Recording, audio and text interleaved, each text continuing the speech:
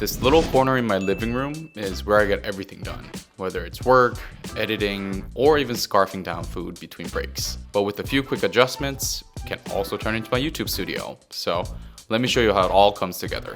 We can start with the desk here, which is the foundation of my setup. And unfortunately, I can't really find the branding anywhere on the desk, so I can't tell you, but it's a 55 by 28 standing desk. I know everyone uses standing desks nowadays, but I personally never understood the appeal of standing while I'm working, so this always stays in this exact position. This is my monitor setup. You'll see that I have a single 27-inch monitor here with my MacBook as the secondary screen. I tried having a dual monitor setup before and it just didn't work for me. I felt like I couldn't really focus on one thing, and I already struggle focusing alone with just one screen, so I try to stick with just one monitor setup with my MacBook on the side. As for the 27-inch monitor here, this is from BenQ. The model number is GW2780, and I actually got this monitor for free from my corporate job 5 years ago, so I've been using it ever since then. I mean, this is definitely not gonna be on anyone's list of a dream monitor, but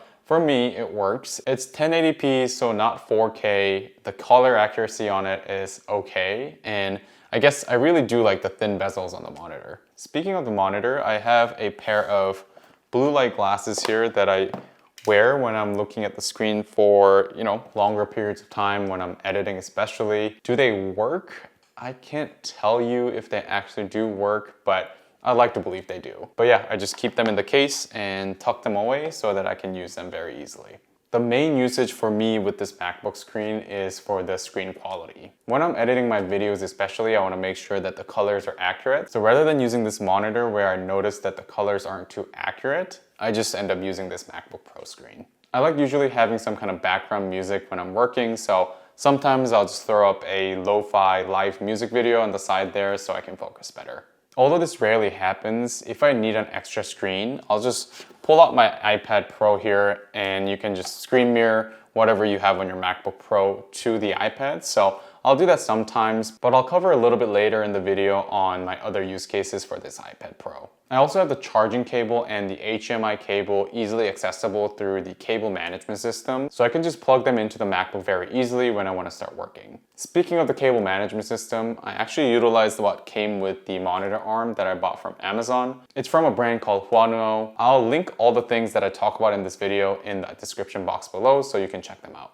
I actually used Amazon gift card that came from my corporate job as well, so it was technically free. So it came with two arms, one for the monitor and the other for my MacBook. And it also came with a bunch of clips that I can use for cable management. And it's not perfect, but honestly, it helps a lot with making sure that it doesn't look too messy. And I actually bought this tray separately for my MacBook because the one that came with the monitor arm was a little bit too big, so I bought it separately for I think like $20. I'll also link that down below. This is the first ever monitor arm I ever installed on my desk, and honestly the experience was pretty smooth. You can adjust the height so that the monitor and the MacBooks are exactly at your eye level, and it was very easy to install. And on top of that, I have a mini power strip here so that if I need to charge anything else, I can plug those in. But it's just nice to have access to extra charging ports on your desk. And for the keyboard I used, this is the Logitech MX Mechanical Mini. I made a review video on this almost a year ago, so feel free to check that out. But it's a great compact, low profile mechanical keyboard. And if you don't want to worry about battery life,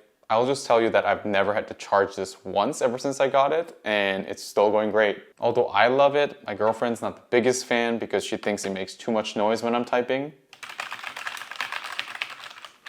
Oh well. All right, this is my Bluetooth mouse, and honestly, probably the only thing that I'm kind of embarrassed to talk about. I have no idea where this came from, probably from my corporate job from years back, but it just works. There's nothing crazy about it. Only downside is that it dies like once a month, so I have to charge it pretty frequently, but other than that, I've never felt the need to really upgrade to a nice mouse. So until I feel like I really need to upgrade, I'll probably keep using this, or at least until it dies. And when I'm done using them, I'll usually put it on this desk shelf that I got from Amazon. The brand is called Aothia, I think. I'm probably pronouncing it wrong, but this was also bought using a Amazon gift card that I got from my company. I think it was about $60. And I'll be honest, I only bought this because it was in every desk setup video you can find on YouTube, and I thought it looked cool. I can't forget to talk about the desk because It's very essential that I have a very comfortable chair that fits me because I work here so much that if this is uncomfortable, I wouldn't be able to sit here for longer periods of time. The chair is from Staples, and I first bought this about 5 years ago using company money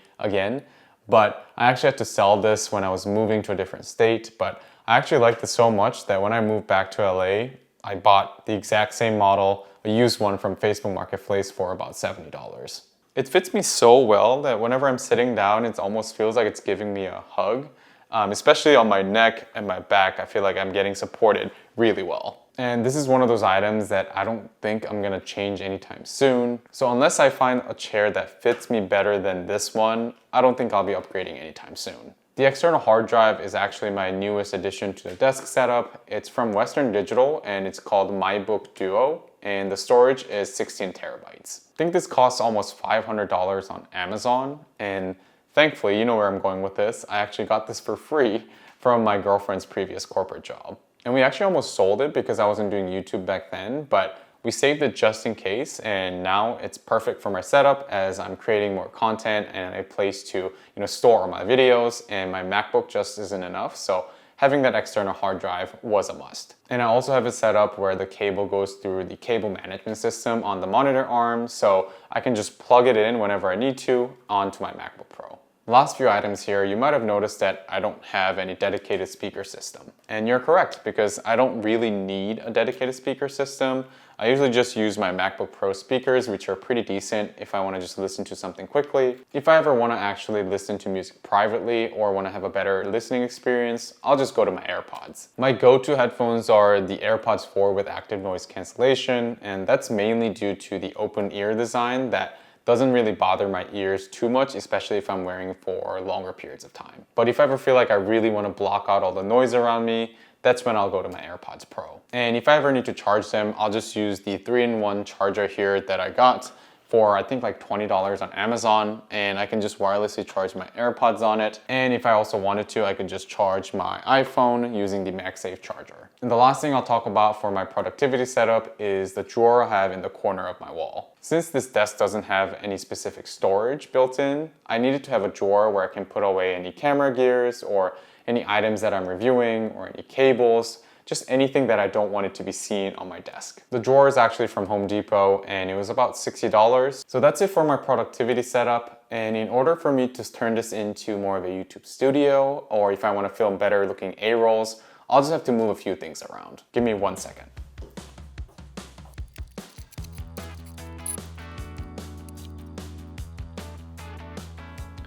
All right, hopefully that looks a little bit better, but basically I just need to move the desk a few feet back in order to make some space between my camera and myself. I mean, yeah, it's a little bit annoying to have to do this every time, but considering that only took 5 minutes, I really don't think it's that bad. Obviously this setup looks nice, especially with the living room in the background, and it looks a little bit more like a studio, but if I want to do it the other way around, I can do that as well. Since the monitor arm can swivel all the way back, and I can just push the monitor and open up that space. And it's pretty useful for times when I need to have some sort of desk space when I'm talking, like unboxing or reviewing a specific product. So sometimes I'll utilize that setup as well. And like that example, when I'm doing unboxing videos, I do have an overhead camera mount that goes over my desk so I can get a top-down view of the product that I'm unboxing. And when it comes to lighting, I don't really have any professional lighting setup.